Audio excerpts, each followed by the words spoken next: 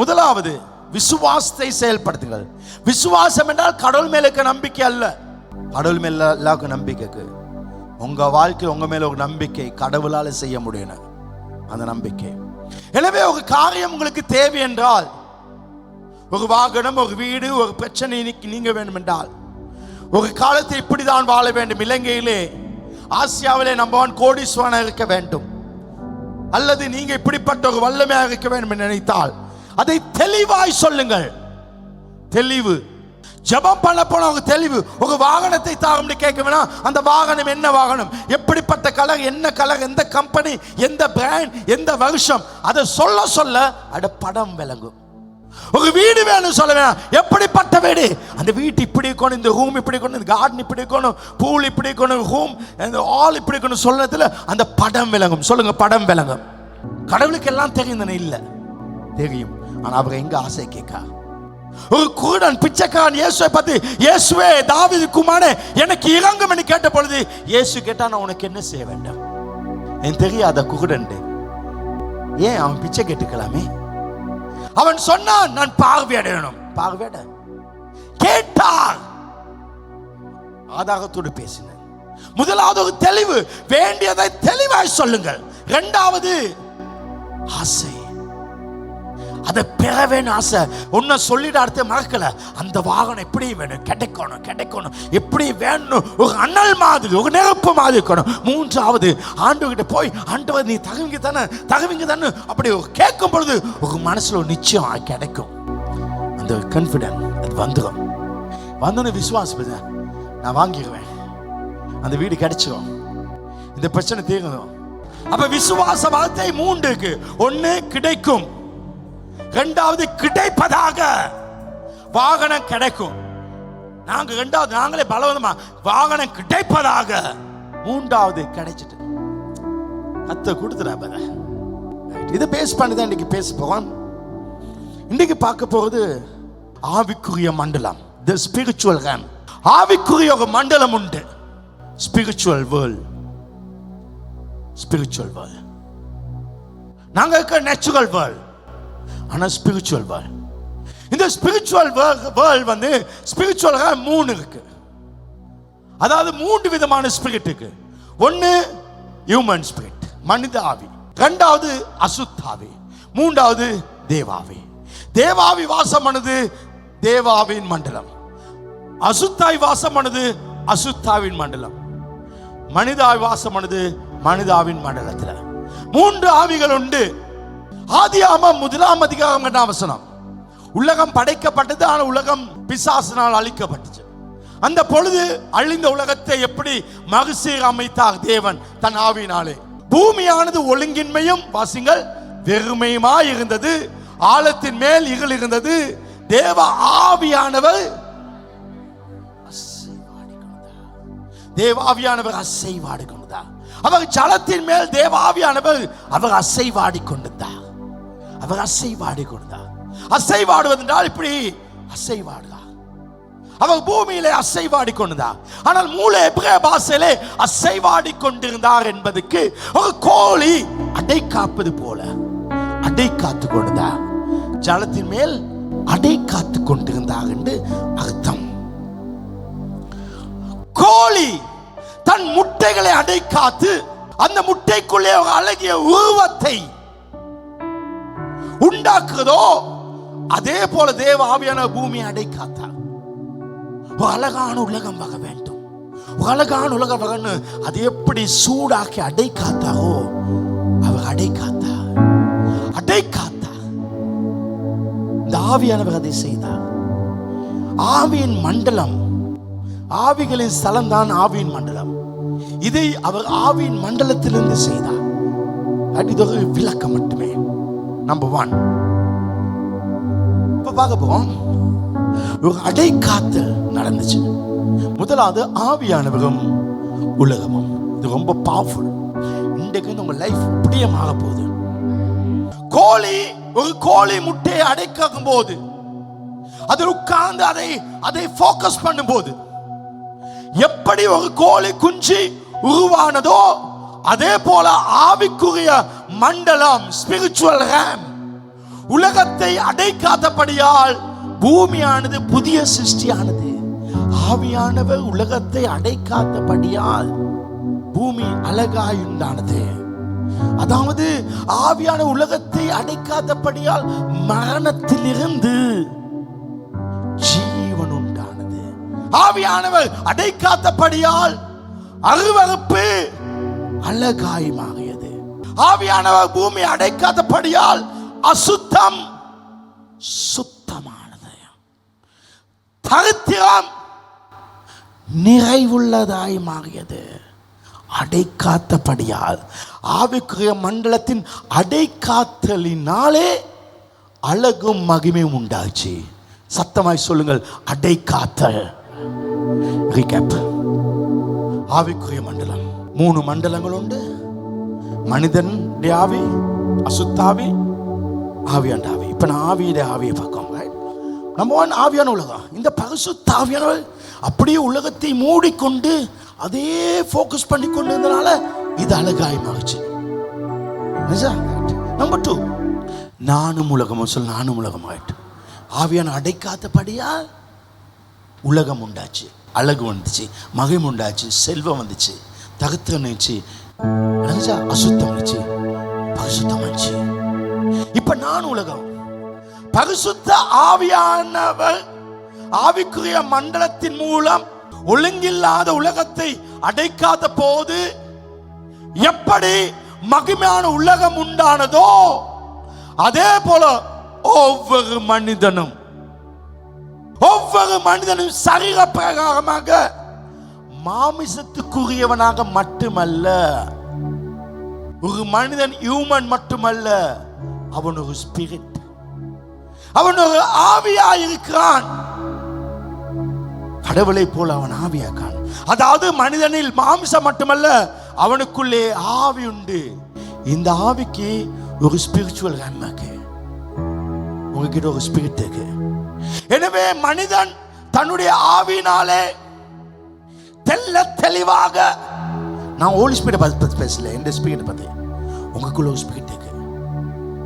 நீங்க சொல்றது பாடி அல்ல, நீங்க சொல்றது ஒரு ஸ்பிரிட். உங்களுக்குள்ள ஒரு ஆளுக்காக அதை தெளிவுபடுத்த உங்க ஸ்பிரிட் மூலம் தெளிவாக உங்க தரிசனங்களை, கனவுகளை, சிந்தனைகளை ஒழுங்குபடுத்தி சொல்லுங்க, ஒழுங்குபடுத்தி இதுதான் எனக்கு வேண்டும், இப்படிப்பட்ட வாழ்க்கை வேணும் என்று அதை சிந்தனையிலே ஆழ்த்தி, ஆழ்மனதிலே ஆழ்த்தி, பூமிக்குரியதை அடைக்காத்தால் மாற்றங்கள் வரும். விஞ்ஞானம் சொல்லுது, அறிவியல் சொல்லுது, ஒரு மனுஷன் ஒரு மனசை அப்படியே கட்டுப்படுத்தி நான் ஒரு டாக்டர் ஆகணும், நான் ஒரு லாயர் ஆகணும் ரொம்ப ஃபோக்கஸ் பண்ணி அப்படியே நினைச்சு கொண்டு தாழ் மனசு நினைச்சா அது அப்படியே நடக்கும். ஏன்னா அவன மன சிந்தனை அப்படியே ஸ்பிரிச்சுவல் ரேம்ல அது வேலை செய்யும்போது அது நடக்கும். எனவே தான் கற்பனை உலகத்தில் அதை நினைக்கணும், எனக்கு இது நடக்கும் பாசிட்டிவா. இயற்கை நியதிப்படி உலகத்தின் மீது ஆவிக்குரிய மண்டலத்துக்கு அதிகாரம் உண்டு. பாவ ஆவிக்குரிய மண்டலம் இயற்கை நியதிப்படி பூமி ஆளுது.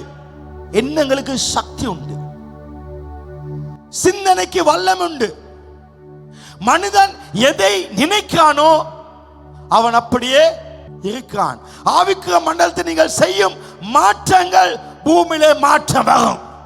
ஒரு ஏழை இருக்க நீ ஸ்பிரிட்ல நான் பணக்காரனாய் மாறுவேன், என் வாழ்க்கை எப்படியாய் மாறுன்னு ஃபோக்கஸ் பண்ணி நீ பாசிட்டிவா ரிச்சா நினைச்சு கொண்டே இருந்தால் அது நடக்கும். உனக்கு வேணும்னா அது கிடைக்கும். போனக்கெல்லாம் பேசலாம். உங்களுக்கு தேவையானதை தெளிவாக இதுதான் வேணும்னு சொல்லி அதுல ஒரு ஆசையை வச்சு நான் டாக்டர் ஆகணும், இப்படிப்பட்ட வீடை கட்டணும் அப்படி சொல்லுங்க, அது நிச்சயம் கிடைக்கும்னு சொல்லி அதை பத்தியே பேசிக்கொண்டு அது கிடைக்கும். அது ஆள் மனதின் சக்தி, அது மனிதன் ஆவிலக சக்தி. பாசிட்டிவா நினைக்க வேண்டும். உங்க உடைஞ்சு போன பிசினஸ் இழுத்து எடுக்கலாம், மேல தூக்கி வைக்கலாம், அதை தூக்கி வைக்கலாம். ஏய், டெக்னாலஜி தோத்துரும். உனக்குள்ள ஆண்டவர் கொடுத்த ஸ்பிரிட் எல்லாத்தோட பவர்ஃபுல். மன முறிவு வரக்கூடாது. அப்ப இந்த ஆவிக்கு உருவாக்கும் வல்லமை இருந்தாலும் அதுக்கு வல்லமை ஒரு அளவு தான். அதான் சொன்னேன், அதை பிரேக் பண்ணணும். தேவன் மனு குலத்துக்கு உலகத்தை தனது கட்டுப்பாட்டுக்குள் வைத்துக் கொள்ளவும் அதை ஆளும் அதிகாரத்தை இயேசு மரிக்க முதல் பரிசுத்தாய் வர முதல்ல மனுஷனை படிச்ச உடனே கொடுத்துட்டாங்க. எல்லாத்தையும் ஆளை கொடுத்துட்டாங்க, அதிகாரம் கொடுத்துட்டாங்க. முழு உலகம் இப்படித்தான் நடக்க வேண்டும், அந்த அதிகாரத்தை கொடுத்தாங்க. அந்த ஆளுகையின் பொறுப்பை மனிதன் ஆவிக்குரிய மன்றத்தின் மூலம் செயல்படுத்துறான். இப்ப என் பிசினஸ் நல்லா வரும், நான் இதை செய்வேன், நான் வெயிட்டை கட்டுவேன், நான் வெளிதேச போவேன், நான் இதை அடைவேன் சொல்லி தன் ஆள் மனதில் ஃபோக்கஸ் பண்ணணும். அதை ஃபோக்கஸ் பண்ண செய்யலாம்.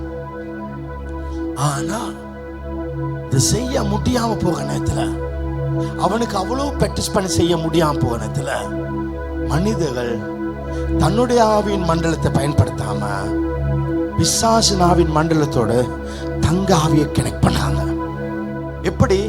இவனுக்கு அதை ரீச் பண்ண முடியாதனால அவன் மைண்ட் ரொம்ப பவர்னால பிசாசு துணை இவன் எடுக்கிறான்.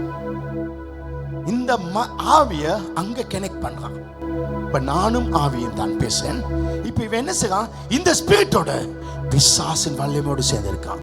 ஒண்ணு அவன் இந்த ஸ்பிரிட்டை கனெக்ட் பண்ணா, இல்ல ஒரு மந்திராதிக்கு பணத்தை கொடுத்துட்டு அதை எடுத்துட்டா அவன் தியானத்திலிருந்து ஆள் மனசுல சொல்லி அந்த பொடியனை இவனுக்கு எடுத்து கொடு, இவகிட்ட வா, இல்ல இவட கேன்சரை சுகமாக்கு, கேன்சர் சுகமாவதான்னு சொல்லுது. அந்த ஸ்பிரிட் வந்து சுகமாக்குது. எனவேதான் சர்ச்கள்ல நடக்க அற்புதங்களோட மந்திரவாதிகிட்ட அதிகம் அற்புதம் நடக்குது. எனவே இவங்க அந்த பகுதியை ஆராய்ச்சி செய்து அது அசுத்தாவில் தொடர்பு கொள்கிறபடியால் இவங்க ஆளுகை செலுத்தி மாற்றங்களை செய்றாங்க. இதன் மூலம் தங்கள் சகத்தில் இருக்க வியாதியிலிருந்து அவங்க சுகம் பெறாங்க. வியாதிகள் நீங்குது. ஒரு நூலை கொண்டு போய் கட்டணும்னா அவன்கிட்ட நூல் சுகமாது. அவனுக்கிட்ட போய் தேசிக்கா வெட்டணும், அந்த பிசாசு ஆவி ஸ்பிரிச்சுவல் டக்குன்னு சுகமாது. இப்படித்தான் எகிப்தின் மந்திரவாதிகள் கூட கோலை போட்டனே சர்ப்பமானது.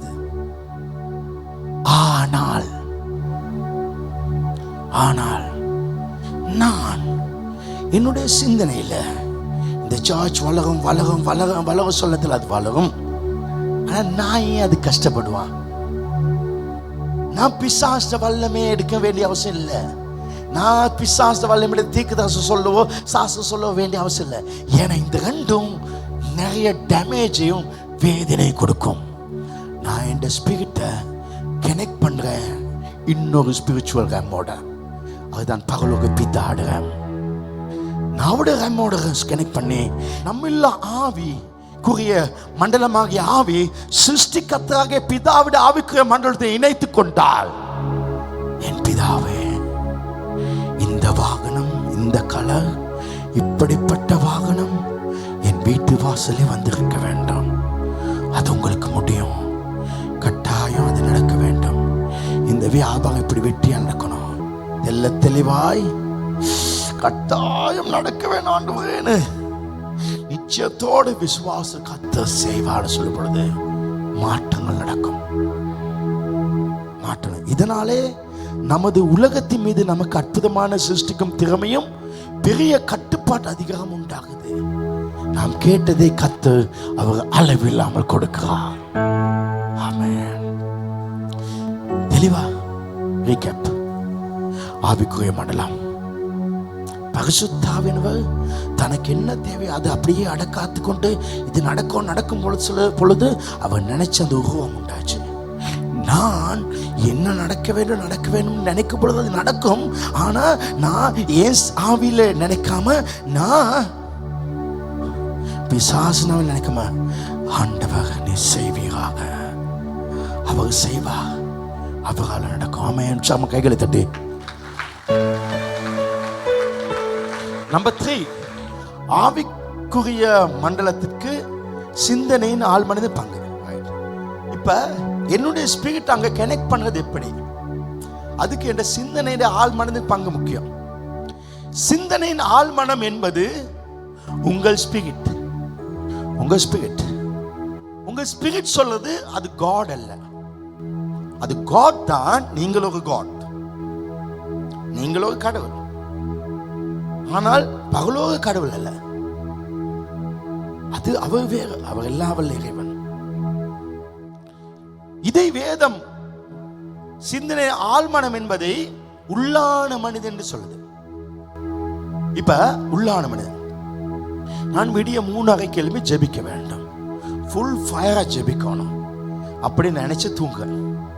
3 மணிக்கு எல்லாம் பட்டோன்னு கொஞ்சம் தூங்கலப்பா அப்படி சொல்லி நான் தான் சொல்லுவேன். அப்ப அது என் வெளிமனம், அதுக்கு இருதயம் வெளிமனம். ஆனா உள்ளுக்கு சொல்றான், இல்ல கொஞ்சம் முகத்தை கழுவிட்டா உனக்கு பிக்கப் பண்றோன்னு உள்ளுக்கு இப்படியா ஜெபின்னு சொல்றான். அதுக்கு பேர் என்ன? உள்மனம். 2 மனசு இருக்கு, 2 மனசு. அந்த உள்மனம் தான் முக்கியம். அதுதான் நீங்க. நான் முகத்தை கழுவினா ஃபயர் ஆயிடுவேன். அப்ப இந்த உள் மனசு முக்கியம். அதுக்கு தான் சொல்லுது முழு இருதயம். சொல்லுங்க, முழு இருதயம். முழு இருதயம் முழுசா சந்தோஷமா அதை செய்வது. ரைட்? அப்ப சிந்தனை ஆழ்மனம் என்பது உங்கள் ஆவி. இதை வேதம் உள்ளான மனிதன் என்றும் இருதயத்தில் மறைந்திருக்கிற மனிதன் என்றும் கூறப்பட்டது. இந்த ஆழ்மனமாகி உள்ளான மனிதனுக்கு வல்லமை உண்டு, ஆனால் தேவனை போல உருவாக்குற வல்லமை இல்லை. அப்படி இருந்தால் நான் இந்த இடத்துல இருந்து நானே எல்லாம் செய்வேன். என் ஸ்பிரிட் அங்க கனெக்ட் பண்ண வேண்டிய அவசியம் இல்லை. அந்த வல்லமை எல்லைக்குட்பட்டது. என் பிசினஸ் சக்சஸ் பண்ணணும்னா அப்படியே தியானமாக அவரோடு கனெக்ட் பண்ணலாம். ஆனால் அந்த ஆவிக்குரிய மண்டலம் எப்பொழுதும், நல்ல கவனிங்க, ஆவிக்குரிய மண்டலம் எப்பொழுதும் அடைக்காக்கும் அனுபவத்தின் மூலம் சிருஷ்டித்து கொண்டும் ஆண்டு கொண்டும் இருக்கும். ஆவியானவர் மூலம் அடைக்காத போல எனக்கு இது வேணும்னு என் ஆள் மனம் மூலம் அது அப்படியே போடுறேன். தண்ணி கிளாஸ் கொண்டா இப்படி கிளாஸ் ஃபோக்கஸ் பண்ணு. ஆடக்கூடாது, சரியா? இதுல ஒரு சொட்டு தண்ணி கொட்டுனா, ஒரு டாட் கொட்டுனா, இனிமேல் ஒரு டாட் கொட்டுனா உனக்கு ஆகல. இனிமேல ஒரு நாள் எடுக்க மாட்டேன், சரிதானே? 2வது ஒரு ரவுண்ட் சுத்தி வரணும், கொட்டக்கூடாது. 2வது நீ கிளவனா வர கொட்டுனால் உனக்கு கல்யாணமே நடக்காது. அதுக்கு உனக்கு கற்பு இருந்தாலும் ஒண்ணுதான், கற்பு இல்லாட்டி ஒண்ணுதான்.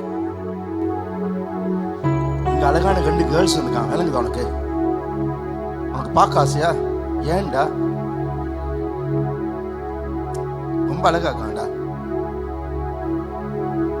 பணம் வச்சுக்காண்ட. உன்னோட ஃபோக்கஸ் எங்க இருக்கு? தண்ணி இல்லை. ஏன் தண்ணி இல்லை? ஃபோக்கஸ் உன்னோட ஸ்பிரிட்ட. இது நடக்க வேணும் தானே? வாகனம் கிடைக்கணும், வாகனம் கிடைக்கணும். இந்த நேரத்தில் வேகம் என்ன வருதா?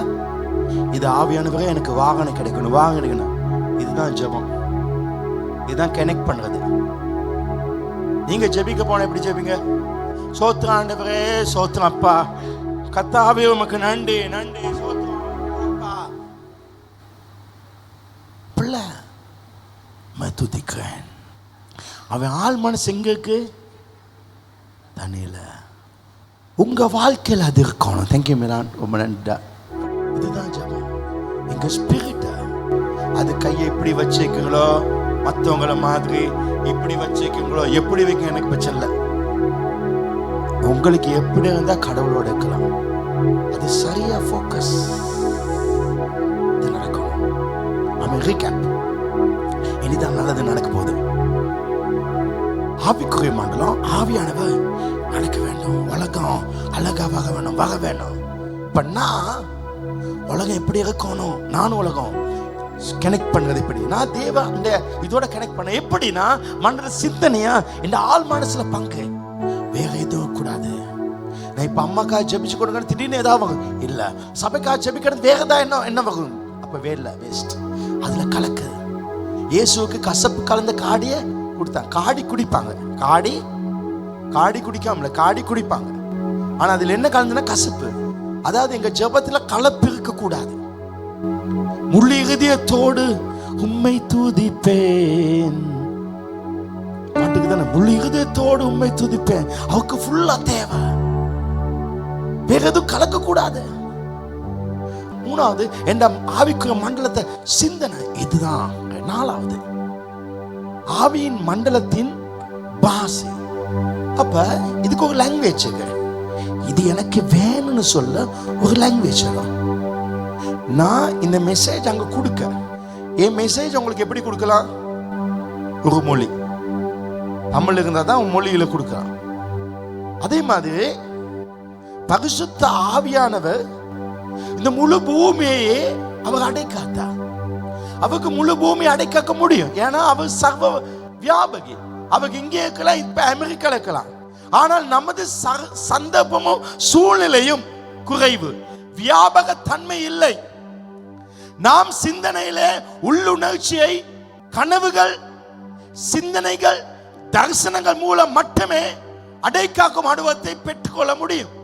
அதாவது சந்தர்ப்பம் சூழ்நிலை குறைவானபடியால் நாம் நமது சிந்தனை உள்ளுணர்ச்சியை, சிந்தனைகள், தரிசன கனவு மூலம் மட்டுமே அடைக்காக்கும் அனுபவத்தை பெற முடியும். இப்ப நான் அமெரிக்கால இருக்க வேணும் அப்படி நான் நினைக்க வேணா, பரிசுத்தாவிக்கு அங்க போய்க்கலாம். எனக்கு இருக்கல, அது எப்படி இருக்கலாம்? எனக்கு மைண்ட்ல இருக்கலாம், அப்படியே அமெரிக்கா இருக்கமா நினைக்கலாம். எனக்கு கனவு காணலாம், அமெரிக்கா இருக்கமாது. நான் ஆஸ்திரேலியா சிட்னில இருக்கமாய் கனவு காணலாம், ஒரு அழகான கார்ல போகமாய் கனவு காணலாம். நான் ஒரு பெரிய சர்ச், அந்த சர்ச்ல இருக்கமாய் கனவு காணலாம். இதனாலே பரிசுத்தாவினவர் கனவு காண, தரிசனம் காண முடிஞ்சபடியால் தான் அவர் தரிசனங்கள் சொப்பனங்களை காண வைக்கிறார். பைபிள் ஃபுல்லா தரிசனங்கள் சொப்பனங்கள் இருக்கு. தரிசனங்கள் சொப்பனம் மூலம் நமக்கு தடையாய் உள்ள எல்லைகளை உடைத்து அண்ட சகாசத்தின் எல்லா இடமும் நமக்கு செல்ல முடியும். ஆமாவில்ல, கனவு மூலம் எங்களுக்கு போலாம், தரிசனம் மூலம் போலாம். நீதிமொழிகள் 29:18 கிங் ஜேம்ஸ், தீர்க்க தரிசனம் இல்லாத இடத்தில், ஆனா இங்கிலீஷ்ல எப்படி இருக்கு? Where there is no vision, the people perish. தரிசனம் வேண்டும், இப்படித்தான் ஒரு விஷன். அந்த விஷன் இல்லைன்னா ஒரு அழிவு. உங்களுடைய தரிசனம் இல்லாவிட்டால் உங்களால் உருவாக்க முடியாது. ஆவியின் மண்டலத்தின் பாஷை தரிசனமும் கனவும் சொப்பனங்கள். ஒரு தரிசனம், ஒரு கனவு உங்கள் மனக்கண்ணில் நிற்கும் போது மட்டுமே ஒரு பெரிய சர்ச்சை காண முடியும். கனவு, இதனால் தான் சொன்னேன், ஜெபிக்கிறதுல ஒரு தெளிவு. ஒரு சர்ச்சா, எப்படிப்பட்ட சர்ச், ஒரு வாகனமா, எப்படிப்பட்ட வாகனம், ஒரு பெண்ணா, அதை சொல்லுங்க, படம் வரும். ஒரு தரிசனம், ஒரு சர்ச், பெரிய சர்ச். இந்த சர்ச் இப்படி பெருசா இருக்க போகுது. இப்ப எனக்கு ஃபெய்த் உண்மைக்கு இருந்துச்சுன்னா, நான் இப்பமே சர்ச்ல உள்ளுக்கு இன்டீரியர் டிசைன், சீட் கெப்பாசிட்டி எல்லாம் நான் வரைய வேண்டும். கிடைச்சோன்னு பாப்ப சொன்னா அதுக்கு ஃபெய்த் இல்ல. காப்பாக்கு எல்லாம் இப்பமே நான் போடணும், அதான் ஃபெய்த். நான் அடுத்து மூவ் பண்ண வேண்டியிருக்கு. ஒரு ஆர்கிடெக்ட பிடிக்கணும், ஒரு இன்டீரியர் டிசைனர் பிடிக்கணும். உங்க மனக்கண்ல தேவன் தந்த தரிசனத்தின் மேல், சொப்பனத்தின் மேல் நீங்க அசைவாடணும். இப்படிப்பட்ட ஒரு வாகனம், இப்படிப்பட்ட வீடு, இப்படிப்பட்ட ஒரு பெண், இப்படிப்பட்ட ஒரு கணவன், இப்படிப்பட்ட ஒரு பிசினஸ், அதை அடைக்காக்கும் போது அது வளர்ச்சி அடைவதனால் அதன் பலனை காண்பீங்க. நான் பெரிய பிசினஸ்மேன் ஆகணும், பெரிய அப்படி இல்ல. உனக்கு எந்த கார் வேணுமோ நாளைக்கு அந்த கார் கம்பெனிக்கு போ, அங்க போய் படம் ஒன்று புடி, அதை டெய்லி பார்க்கணும். இப்படிப்பட்ட ஒரு கார், அதுல போக மாதிரி கனவு காணு. 2 மாசத்துக்குள்ள அந்த கார்ல நீ போவாய்.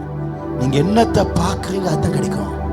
அதனாலதான் ஃபர்ஸ்ட் பாயிண்ட் சொன்னேன், நீ அதை பார்த்துக்கொண்டு எது வேணுமோ டீட்டெயில் கொடுக்கணும். இப்படிப்பட்ட ஒரு வாழ்க்கை. வாங்க, சாத்தான் தந்திரமா ஆண்டவர் ஆதாம் ஏவாளுக்கு சொன்னாங்க, இந்த தோட்டத்து கனிய சாப்பிட வேணான்னு. இவன் என்ன சொன்னானா, விலக்கப்பட்ட கனி பாரு, பார்த்தா ஒரு பிரச்சனை இல்ல. பார்க்க சொன்னான், பார்த்தா பிரச்சனை இல்லை, அதை பார்த்தா பிரச்சனை இல்லை. ஆனா பார்ப்பது ஒன்றும் பிரச்சனை இல்லைன்னு நினைச்சு அந்த பழத்தை அவ கிட்ட போய் கையில் எடுத்து அப்படியே பார்த்தா. பார்க்க பார்க்க பார்க்க இந்த சர்ச், நான் இந்த சர்ச்ல படத்தை அப்படியே எடுத்து நான் பின்னுக்கு காப்பா கிட்ட போட்டேன். டெய்லி காக நிப்பாட்டி உள்ள வாகனம் அதை பார்க்கணும், டெய்லி பார்க்கணும். வாங்க சீக்கிரம் அந்த சர்ச்சை கட்டுவேன். அப்ப இவ கையில் எடுத்து பார்த்தா. பைபிள பாப்பா, அதுக்கு எவிடன்ஸ் தானே. Genesis chapter 3 verse 6. அப்பொழுது ஸ்திரீயானவள் அந்த விருட்சம் புசிப்புக்கு நல்லதும் பார்வைக்கு இன்பமும் புத்தியை தெளிவிக்கிறதுக்கு இச்சிக்கப்படத்தக்க விருட்சமா இருக்கிறது என்று கண்டு. சொல்லுங்க. அங்க டிவியில அடிக்கடி ஒன்னு காட்டுற அட்வர்டைஸ்மெண்ட் 2 3 4 டக் டக் டக் டக் டக் டக் டக்னு வந்துச்சுன்னா உடனே ஆசை வந்துடும். நீ என்னதை பார்க்கையோ அது வந்துடும். அவங்க ஸ்டைல் வந்து, அவங்களோட பேச்சு வந்துடும். அவங்கள பார்க்க இந்த ஏவலை பாங்க. அவ வந்து அதை கண்டு, அந்த வசனம் சொல்லுது, புசிப்புகளால் இச்சிக்கப்படத்தக்க விருட்சம் இருக்கிறதுன்னு கண்டு கண்டு அந்த கனியை பறித்து. நீ எதை பார்க்கறியோ அது கைக்கு கிடைக்கும். எதை பார்க்க அது கை கிடைக்கும். உங்களுக்கு வேண்டிய வாகனத்தின் படத்தை உங்க ஆபீஸ் டேபிள்ல முன்னுக்கு வைங்க, அது உங்க வீட்டுக்கு கிடைக்கும். அதை எடுத்து கபடுக்குள்ள வைக்காத, அதை பின்னுக்கு வைக்காத, அதை முன்னுக்கே வை. பார்த்து சொல்லுது கிடைக்கும் கிடைக்கும் கிடைக்கும் கிடைக்கும் கிடைச்சோம். எது வேணுமோ அதை மட்டும் தெளிவாப்பா. பைபிள் சொல்லுது, அவள் கண்டு அதன் கனியை பறித்து புசித்து கிடைச்சோம். அது உன் வாழ்க்கை கிடைக்கும். பைபிள் இன்னும் வசந்திப்பாங்க, இது சாத்தா செஞ்சான். சாத்தானுக்கு தெரியும் ஸ்பிரிச்சுவல் இப்படிதான் வேலை செய்யும். பார்த்தா வந்துடும், உருத்தங்க பாங்க கிடைச்சோம். நீங்க பாத்தீங்க எடுத்துருவீங்க பாங்க. இது சாத்தானுக்கு தெரிஞ்சிட்டு. சாத்தானுக்கு தெரியும். ஆபிரகாமுக்கு ஆண்டு சொல்லாரு, நான் உனக்கு கானான் தேசம் தருவேன். ஆனா உனக்கு கானான் தேசம் வேணா, நீ முதல்ல வெறுமையா கானான் தருவேன்னு சொல்ல. நீ எழுந்து கிழக்கையும் தெற்கையும் வடக்கையும் மேற்கையும் உன் கண்களை ஏகெடுத்து நோக்கி பார். நீ பார்க்க அந்த பூமியை தருவேன். நீ பார்க்கறது தருவேன். ஆண்டவர் சொல்ல பார்க்கறத தருவேன். இது இது இது நியாயப்பிரமாணத்துக்கு முதல்ல சொல்லு, பார்க்கறது தருவேன். ஆதியாகமம் 13:14-15 பார்ப்போம். ஏப்ரகாமுக்கு என்ன சொல்றாரு? லோத் ஆபிரகாம் விட்டு பிரிந்த பின்பு கர்த்தர் ஆபிரகாமை நோக்கி, உன் கண்களை ஏகெடுத்து, கடவுளே சொல்ல, நான் சர்வவல்ல தேவனாக்கல, ஆனா நீ பார்க்கணும். கனவுல பாரு, தரிசனத்துல பாரு. இப்படிப்பட்ட ஒரு வாழ்க்கை இது வேணும். ஏகெடுத்து நீ இருக்கிற இடத்துல இருந்து வடக்கையும் தெற்கையும் கிழக்கையும் மேற்கையும் நோக்கி பார். பாஸ்டர் வால்டர் என்ன சொல்லாரு? பாரு, உனக்கு என்ன வேணுமா பாரு. உன்னுடைய ஸ்பிரிட் சாதாரணமானதல்ல. ஆனா உன்னுடைய சாதாரணமான ஸ்பிரிட் சாதாரணம் இல்ல. அதால எவ்வளவு காரியம் செய்யலாம். ஆனா அது நீ ஒரு ஸ்பெஷல். நீ கடவுளோட இணைகாய். பார். அடுத்த சொல்ற, நீ பார்க்கிற இந்த பூமி முழுவதையும் நான் உனக்கு உன் சந்ததி கொடுப்பேன். நீ பார்க்கறது தருவேன். சும்மா போய் ஆண்டவர் எனக்கு தாங்க தான் உங்களோட கடன் நீங்க இப்ப உங்களோட காணி ஒன்று விற்க முடியாம, அந்த காணியை விற்க வேணாம், வித்து தாங்க வித்தா சொல்லாம, இனி காணி விற்கிற மாதிரி அவன் வந்து பணத்தை கொடுக்க மாதிரி, அவன் சைன் பண்ண மாதிரி பாங்க. ஒருத்தன் வாரா சைன் பண்ணி எழுதுற மாதிரி பாங்க. அவன் கொடுக்குறான், நீங்க சாவியை வீட்டை கொடுக்க மாதிரி பாங்க. வித்துருவீங்க. இந்த மாதிரி பாரு, இப்படி கொடுக்க மாதிரி பாரு. நீ பிளெஸிங் ஆக்க மாதிரி பாரு. ஏசியாவிலே நம்பர் 1 கோடீஸ்வரன் இருக்க மாதிரி பாரு. ஆனா அதுல ஸ்ட்ராங். ஆனா அப்படி நினைச்சிட்டு இன்றைக்கு பார்த்து விட்டு அப்படி இல்லை. நாங்க எங்க வீட்டுல ஒரு கோழி வளர்த்தோம். அந்த கோழி எப்பயும் கொத்தி கொத்தி சாப்பிட்டு கொண்டு இருக்கும். எல்லாம் போகும், ராத்துக்கு தான் வரும். எங்க அம்மா முட்டையை வச்சோன்னா கோழி வெளியே போகல. காலையில் ஒருத்தான் போய் டக்குன்னு வந்துடும். முட்டையில் வந்தப்போ எல்லாம் எடுத்து அப்படியே வச்சு மூடிக்கொண்டே இருக்கும். அப்படி இது எங்கேயும் போகுதே இல்லைன்னு சொல்லி எங்களுக்கு ஃபர்ஸ்ட் எக்ஸ்பீரியன்ஸ். நாங்கள் கொஞ்சம் பயறு அதுகளை எடுத்து அப்படியே வச்சோம் வெளியே. வேணாம் சாப்பிட்டேன்னு உட்காந்து. அது போகல மிலான் மாதிரி. அட இது அது எப்படி அடிய வேணும்னு. அதே மாதிரி தான் ஒன்றை நினைச்சிட்டு விடக்கூடாது.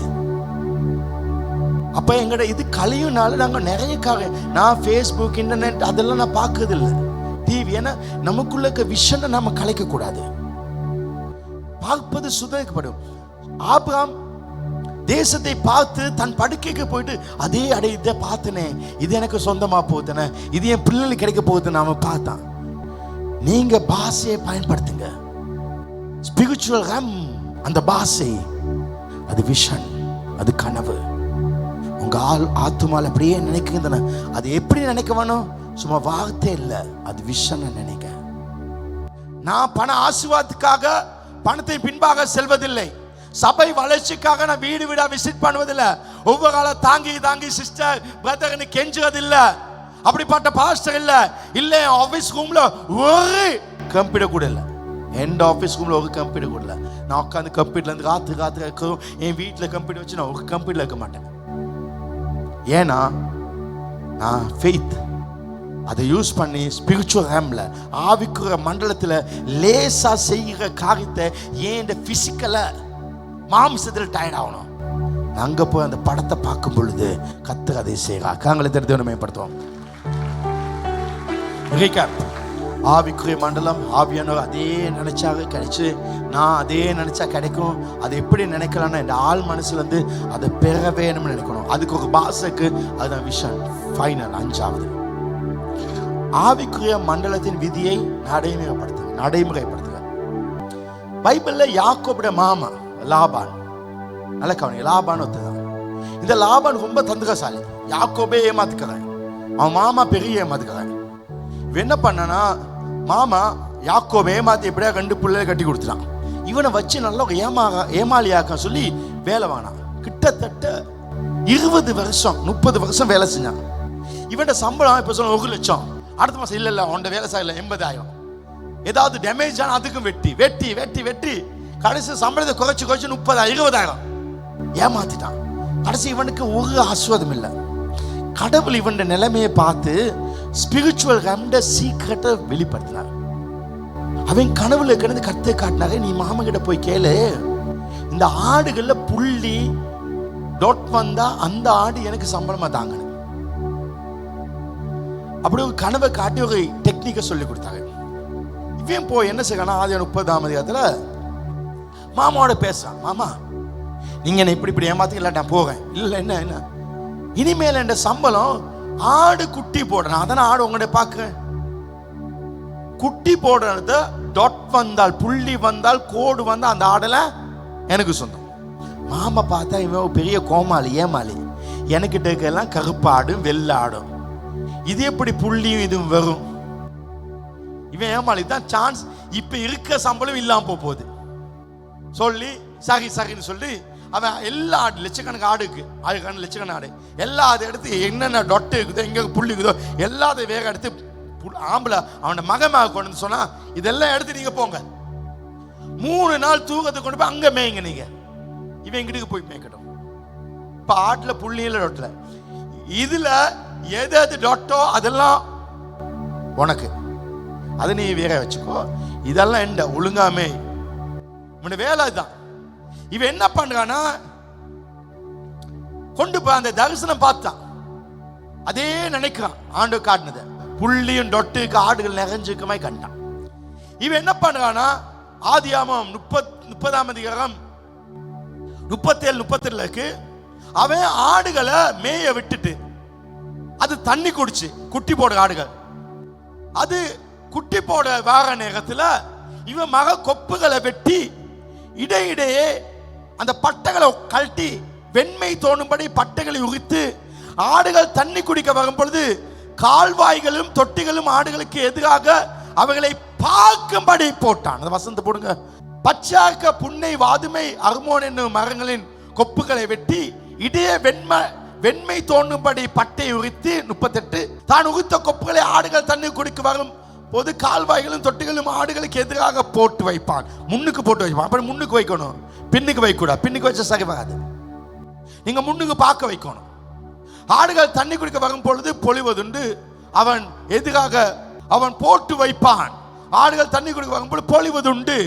அடுத்த வசனம், ஆடுகள் அந்த கொப்புகளுக்கு முன்பாக பொழிந்தபடியால் அவைகள் கலப்புள்ளதும் புள்ளியுள்ளது வரியுள்ள குட்டிகள். அதை பார்த்து பார்த்து பார்த்து அது வந்து நீ என்ன பார்க்கிறியோ அது உனக்கு சொந்தமாயும்.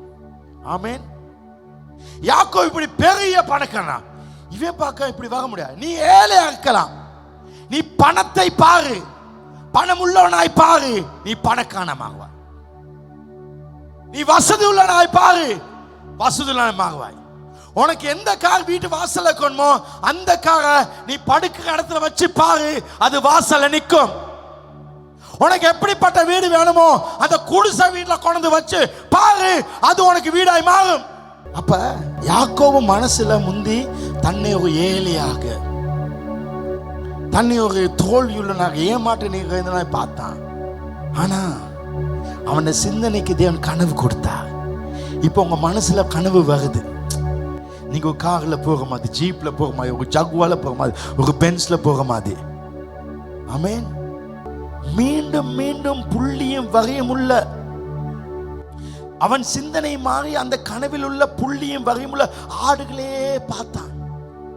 நீ என்னத்தையே பார்த்து கொண்டிருக்கியோ அதே தான் வரும். போக்கஸ் அங்கே இருக்கணும், வேற பார்க்க கூடாது. எல்லாரும் மிலான் மாதிரி இருக்கணும். மீண்டும் மீண்டும் புள்ளியும் வகையும் உள்ள திரளான ஆடுகள் அவன் சொப்பனத்தில் பார்த்தான். ஒரு மனிதனோட பேச பாஷை வேண்டும், ஆவியானோட பேச ஸ்பிரிச்சுவலுக்கு சொப்பனமும் கனவும் வேண்டும். யோசேப்பு விற்கப்படும் கனவு பார்த்தான். அவனுடைய அண்ணா அப்பாவும் அம்மாவும் வணங்குற மாதிரி, அவனுடைய பையனோட சகோதரர் கும்பிட மாதிரி அது நடந்துச்சு. நீ கண்ட கனவு நடக்கும். ஃபைனல் உங்க பொறுப்பு. சொல்லுங்க, என் பொறுப்பு. இந்த பிரசங்க அப்படியே ஒரு லைன்ல சொல்லித்தாங்க.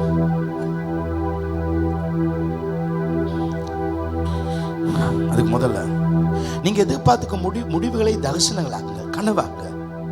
அது லெட்டர்ஸ்ல வைக்காதீங்க, அது இமேஜ் ஆக்குங்க, அது போட்டோ ஆக்குங்க. இதுதான் வேண்டும். எல்லாம் போட்டோ ஆக்குங்க. ஆசாப்பு கூட அதை செய்யும் போது ஆண்டவர் அதை போட்டோவா கொடுத்தா. இது இப்படித்தான் ஆலயத்தை கட்டும் போது, இது இப்படித்தான் போட்டோ. நீதிமொழிகள் 10:24 துன்மார்க்கன் பயப்படுக்காக அவனுக்கு மந்தி நேரம், நீதிமான் விரும்புகிற காரியம் ஆசைப்பட்டது கிடைக்கும். சங்கீதம் 37:4 உனக்கு ஒரு பிரச்சனை இருக்குதா, கவலைப்படாது. உனக்கு பிரச்சனை இருக்குதா, பண பிரச்சனையா, கவலைப்படாது. சந்தோஷமா போ. அவ பார்க்கிற படத்தை எப்படி பார்க்கணும், சிரிச்சு கொண்டு பார்க்கணும். சந்தோஷமா கத்திரத்தில் மன மகிழ்ச்சி. அவர் உன் இருதயத்தின் வேண்டுதல், உன் இருதயத்தின் ஆசைகளை அவர் உன்னை சந்திப்பா. சந்தோஷமாக சந்திப்பா.